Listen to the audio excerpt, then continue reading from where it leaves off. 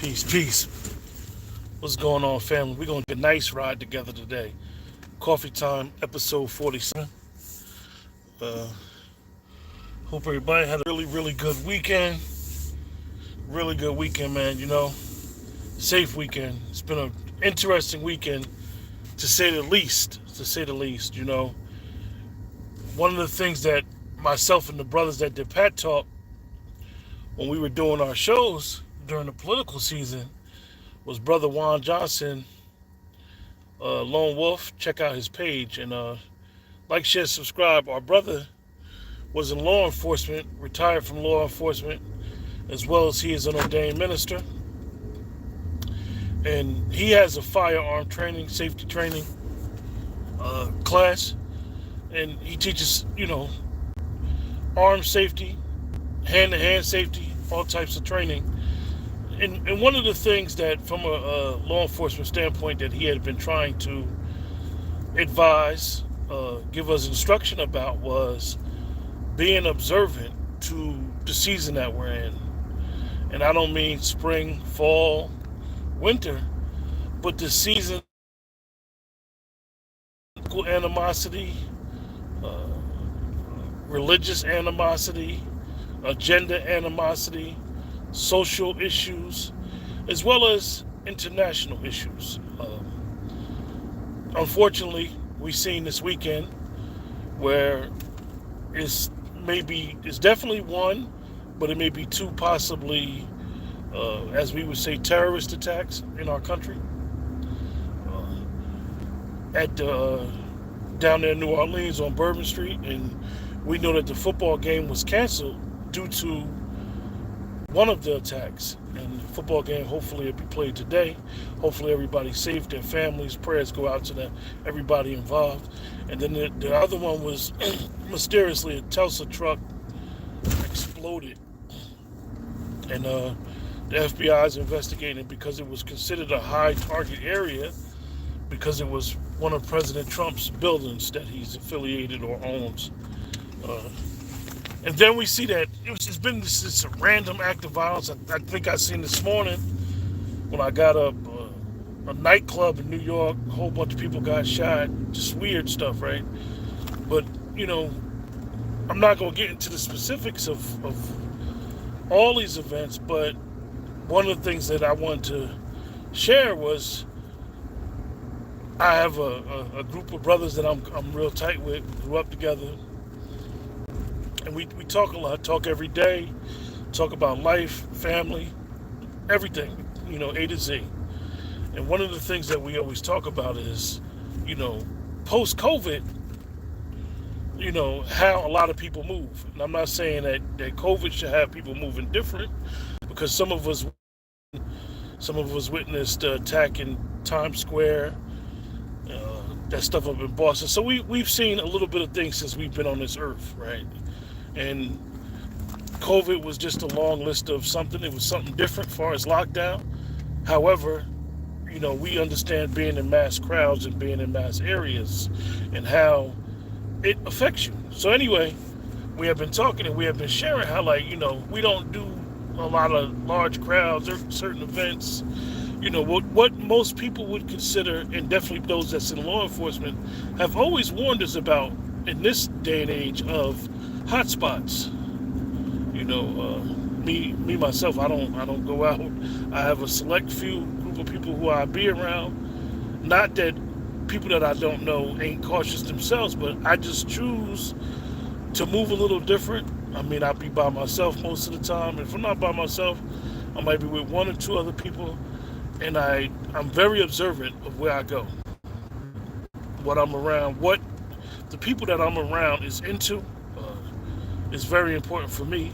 Number one, from a safety standpoint, and just a lot of us be having a lot of stuff going on. So I don't want to have going on what the people I got going on unless I know about them and know about how they move. So it's really important. So, like the brother Lone Wolf said, man, we got to always keep our eyes open. We always talk about, stay woke, be observant, keep your eyes open.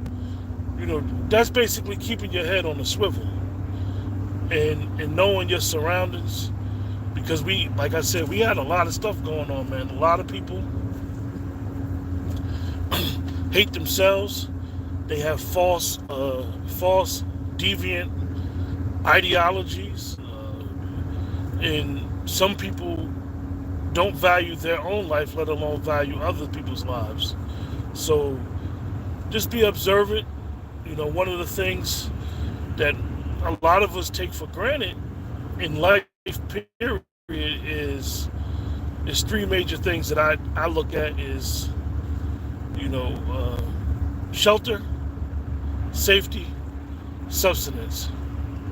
Those are the three things that to me are top of the list: shelter, safety, and substance, and they can't be compromised under no circumstances. Having a safe place to lay your head, to do your business, how you take care of yourself and take care of those who you are responsible to take care of, provide, and like Brother Juan always says, to give instruction to. Because even the ones that, the friendships, the brotherhood or sisterhood that you may or may not have, you have to give each other instruction, advice. You have to, shoot ideas off each other, and be able to navigate what you can do and how you go about it. And the other one is safety. So a lot of times, the type of work that I do, we always say stay safe, stay safe, stay safe, stay safe. So I always hear this word safe, safe, safety, safety, safety. So a lot of times, a lot of people don't understand why it is important to really just be safe, like secure. Like I'm driving, I'm the phone is, not in my hand. I got a seatbelt on. I got my glasses on. Driving at a good speed, not speeding.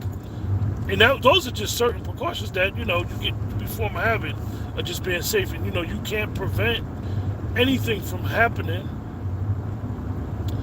However, you want to try to prevent things. You know what they say: an ounce of prevention is better than a pound of cure. So it's about being safe and protecting yourself, and doing what you got to do. But they said that it was, like I said, according to all reports, they said it was a terrorist attack down in New Orleans. So,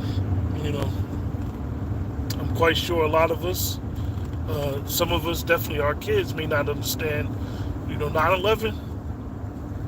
For those of us that witnessed 9/11 or was close to 9/11, to those spots, 9/11, we got to realize that was 23, 24 years ago.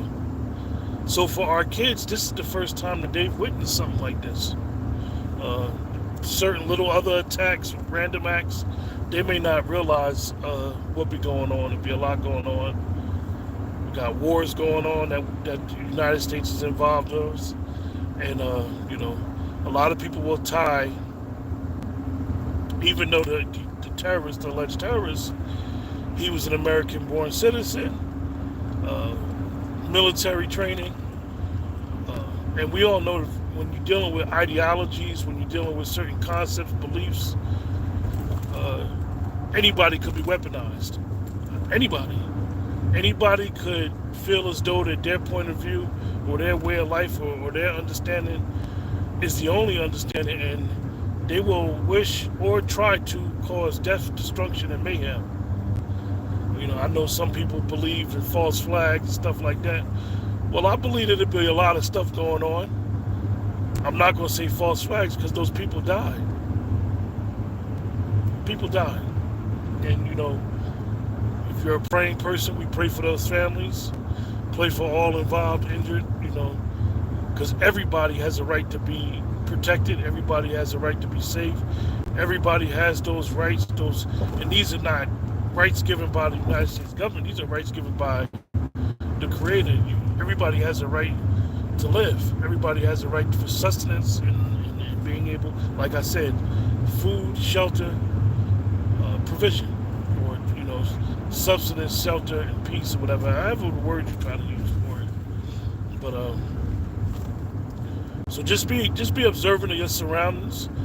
I'm not going to tell you to not go about your business or what's going on, but just be observant of your surroundings.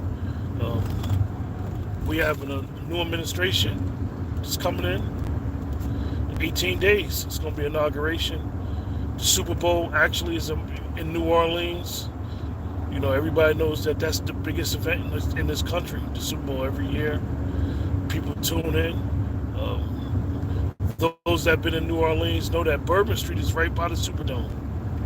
Hop, skip, and a jump. So we know how close it was to the Superdome. So, like I said, just be on alert, because at the end of the day, it's more of us that see stuff, hear stuff, know stuff, than it is in law enforcement. I'm not telling nobody to jeopardize themselves, but I'm telling you to protect you have a right to protect yourself. You know, I know a lot of people have a big issue with 2A, our Second Amendment, but you should be able to protect yourself with your hands, as well as authorized means of protecting yourself, legal means to protect yourself. No matter what state you're in, you have that right. You know, some laws in different states. However, the Second Amendment is there for a reason, and I'm a big proponent of holding those amendments in that Constitution, even though that we know the Constitution wasn't written for us. However, it's applicable to us, so that I'm a big proponent of holding that Constitution, and that's your constitutional right to protect yourself. I know a lot of people feel like, oh, this is time to get rid of assault weapons and all that. Nah. As they used to tell us, when in Rome, do as the Romans do. Make sure you get you a handgun, shotgun, and assault rifle. Those are the 3 guns that I always recommend. Those 3 guns that have always been recommended to myself and other people in reference to firearms. But I just wanted to come this morning, chop it up on my drive to work. Usually it'd be coffee time, but it's coffee time, but I got my coffee right here, and basically I got like 15 minutes to get to my job. Usually I stop at the Dunkin' Donuts and get me a cup of coffee and talk to some people, but I actually stopped at the Wawa, and that's what actually made me want to get this quick coffee time conversation. Because when I stopped at the Wawa, it's a young lady in the Wawa who I know. You know, we don't know each other by name, but we know each other by face. I've been saying it for years. She had worked in 2 or 3 different stores that I had wanted to since I've been living up in this area. So, you know, spoke to her, greeted her, asked how her morning was going, said Happy New Year, and then we talked about family, and then she was telling me, you know, she had went to Night Watch. She was at Night Watch for New Year's, because I asked, did she hang out? She said, no, I went to Night Watch. So, you know, I know a lot of people go to Night Watch, and you know, it's important for them. I didn't grow up in a church home, so I didn't go. You know, I used to get invited by a lot of people, but I didn't go. But as I got older, not just from a religious standpoint, but as I got older, I understood what Night Watch was really about. I'm not going to say that the people that used to try to invite me didn't tell me, but, you know, we got to understand that our religious institutions, going all the way back, man, you know, they were significant for the Black Americans in the struggle. And this is why it ties in with the conversation. Because a lot of times we think and this is why the youth today, unfortunately, they're turning their back on the church or the mosque or the masjid or the synagogues, whatever religious orientation you have. I know some people don't believe in organized religion. They just believe in spirituality. But these type of institutions at one time were so central to the Black American struggle. And, you know, this is where not only did you get religious instruction, you got instruction on how to move about. Whether you might have lived in a sundown town. So you needed to know how to move about. A lot of people got jobs. I always tell people about one of the situations with my grandfather. My grandfather moved from Chicago. He grew up in Georgia, moved to Chicago for a couple of years, and he moved there from Chicago and moved to New Jersey. And he didn't have nothing when he moved to New Jersey, but a wife and 3 kids. Literally, a wife and 3 kids. And when he moved to New Jersey, one of his friends that he hooked up with was a pastor. I don't know if the brother was a pastor at the time, but he was a pastor, right? So it was a church friend, somebody he knew from church. And this man helped my grandfather out tremendously. And he took him up. Found him a place to stay, had a place to stay. My grandfather's youngest brother, my uncle, was there, came, and they built their families. They built their families in New Jersey from there, and but it all started out with he was a buddy from church. So somebody from the church, somebody from his belief, helped him out with life. Even so much with a job. I remember my grandfather. I don't remember, but I know the story of my grandfather and another gentleman that he was cool with in church. They shared a car together. They worked at the same job, and they shared a car together. One worked first shift, one worked second shift. And they would switch the car out. They both had families, and our families are still close to this day. So, we got to understand that these structures are not, and we know religion, or if you believe in religion, is bigger than the building. But the building, the camaraderie, the brotherhood, the sisterhood, was about going there and getting some type of instruction, move about life. A lot of people, that's how they got jobs back in the day, the factory jobs during the industrial age. So with that, it all ties into being aware, being alive of being aware of what's going on. Morning, yeah. I can see some of y'all comments, but y'all know I can't look, right? But like I said, it's all about being aware, being observant of your surroundings, sharing information. Because at the end of the day, that's all it is information. Whether we like it or not, some of the information that we hear throughout the day, like I say, goes on the wall and just goes in one ear out the other, as they say. But some of the information that we hear be life-saving. I get up every morning. When I get up in the morning, I do what I do. One of the things that I do is I listen to the news on the radio while I'm preparing certain things, getting stuff together. I've been doing it for years. I have a routine. And then throughout the day, I start my day, I start hearing certain things. Sometimes I'll be oblivious, man. I don't watch mainstream news until something happens. Because mainstream news, in my opinion, it's a lot of opinion. But anyway, I don't want to go too far off the subject. Like I said, the point of the conversation is to pay attention to your surroundings. Don't have your eyes shut or closed. And just be aware, man. It's a lot of stuff going out here. It's rough out here. I know if you live in the Northeast area, definitely New York, crime. Dr. Short and myself talked about the other day during our show. We remember a time when the subways used to be really, really bad in the 80s, going into the 90s. And in a lot of aspects, the subways is really 100 times better. However, we noticed there's been a lot of crime in the subways. We know the lady got burnt up. Another dude caught on fire. Another dude got set on fire. South, that wasn't even in New York. It's a lot of weird stuff going on. Then you see these viral videos of people just, cutting up. Then the situation that happened with the Danny Petty thing. So we just need to be understanding and observant, man, when we traveling, going about our business, man.